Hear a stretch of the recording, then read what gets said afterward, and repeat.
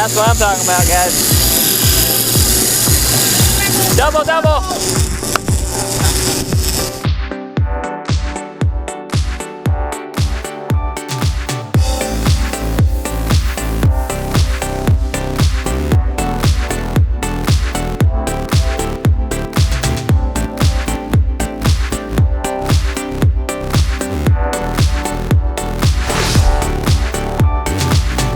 Okay, so the Wahoo tournament has started. We've missed some good weather days, unfortunately, so far. You know, a lot of boats have fished already. A lot of fish have been weighed in, which is good. It means there's a lot of Wahoo this year, but it's kind of nerve-wracking not being out there catching them myself. The weather looked pretty iffy, but we actually got a report kind of like that night saying, hey, you know, it's not really that bad out there, you know, it's kind of a swell. We think your boat can take it, so maybe you guys should consider going. So we're like, yeah, man, let's do it. Called up our friend Clint, he was good to go, so we loaded the boat up that night and headed offshore early in the morning towards the Wahoo grounds. We get out there and it's pretty rough. I don't know how it was the day before, but the conditions weren't as nice as we were kind of led to believe.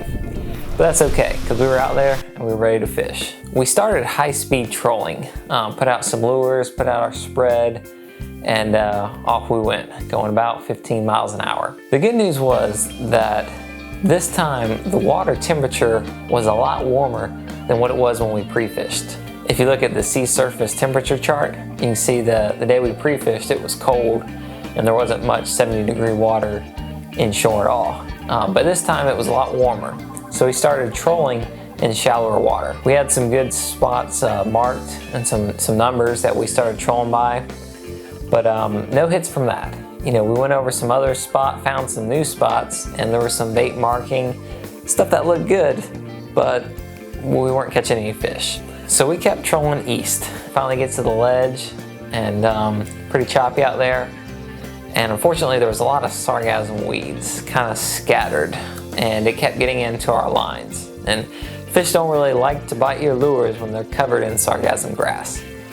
So we headed back inshore, and that's when we got our first strike. A fish hit on our big 80 wide with our 48-ounce weight on a white over blue Mr. Big. Very little. Put down in the holder. Yeah. We clear some of the lines that might get in the way and get all set up. Good, he's good. We get Clint, he's the first one up. He grabs the rod and we put the harness on him and start fighting the fish.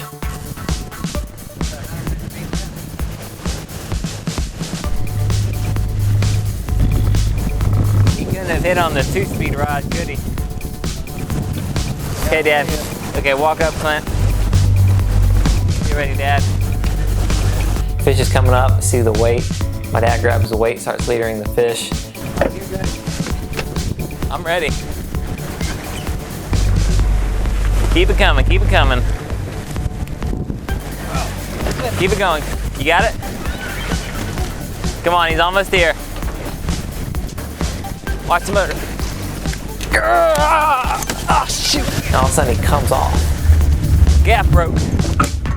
So I quick run to the front, grab our second gaff, run back. I'm like, is he still there? Is he still there?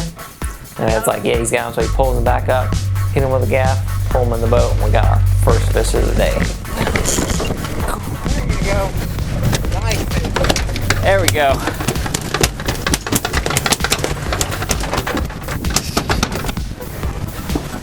You see that, Clint?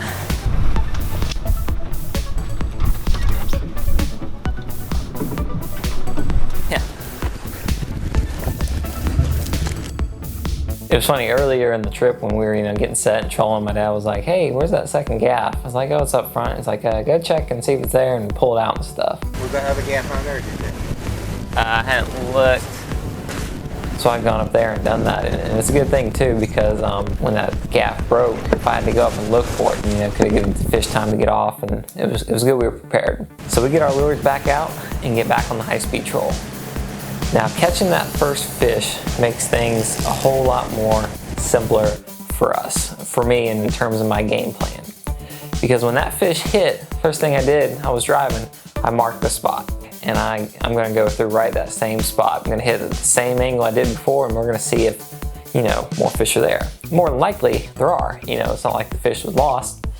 You know, they were either traveling together. More likely, there was probably some food source, something attracting this fish that other fish would like and would be around. We're trolling through, I just go over the numbers, and I'm thinking, man, I guess our lures are going over those numbers right now, and all of a sudden, bang, fish on. That's what I'm talking about, guys. Double, double. There we go. Triple. What? Real slow though, real slow.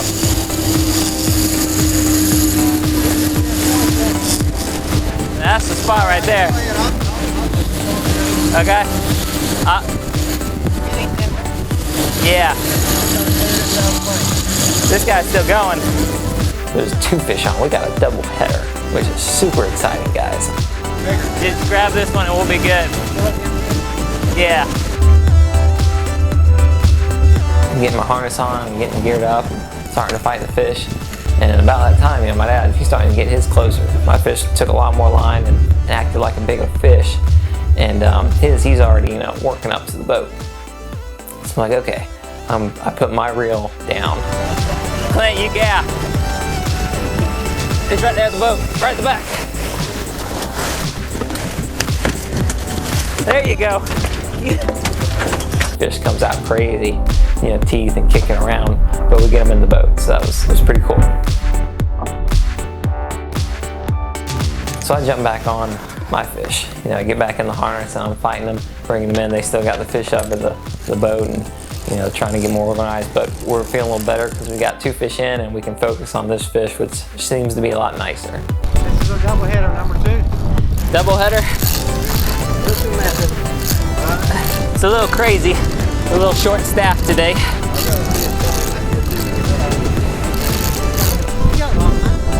Yeah, still does. I switch off with Clint, let him work the fish for a little bit.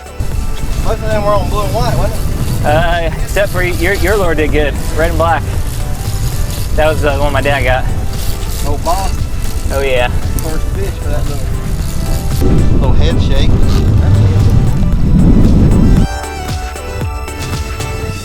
He's about there. My dad goes, grabs a shock leader, and Wade starts leadering him in. He comes up and sees he's a nice fish. He's bigger than the other 2 we got. Stick the gaff in him and start pulling him up. He's heavy, and doesn't help that my gaff hits the top of the T-top, but get that out of the way, pull the fish in, and he's a nice fish. Look at that, guys. 3 guys. Good job, guys. Good teamwork.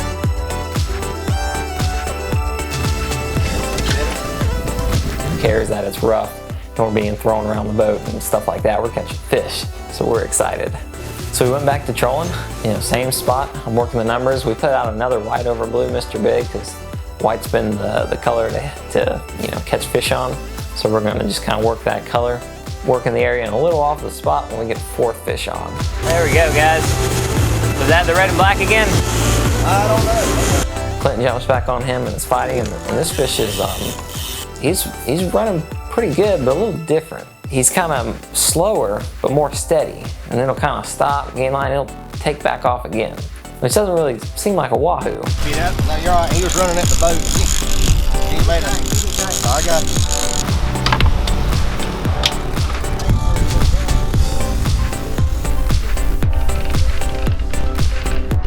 Looks like he just picked up 30 pounds. Yeah. Maybe a wahoo ate the wahoo. See that? He just has made so many runs. I got a lot of line to get back. Come on. Get you some of that. Yeah.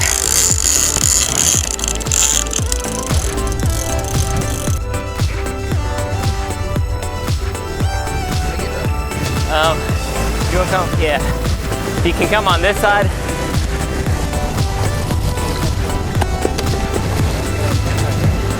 Yeah. Okay, Dad. I see the last 50 feet in mono. We're about there. Right, Clint, we're about there. There you go, keep it coming, keep reeling, keep reeling. Ah, dang it. Yeah, pull, pull, pull. Yeah, keep pulling, pull, go, go, go. Judging by his head size, he wasn't a big kingfish when he hit. And something ate him, I mean, like right up to the mouth almost, to the gills. Hardly any of them left. I hadn't seen that before. Makes us think maybe like a big shark, you know, something just kind of grabbed him after he was on and started pulling and was just kind of eating up the fish and pulling, and right towards the end there, you know, just ate them all off or something. We went back to trolling and working our area, but the problem was now that that wind and that swell brought in that sargassum grass from the ledge right over our numbers.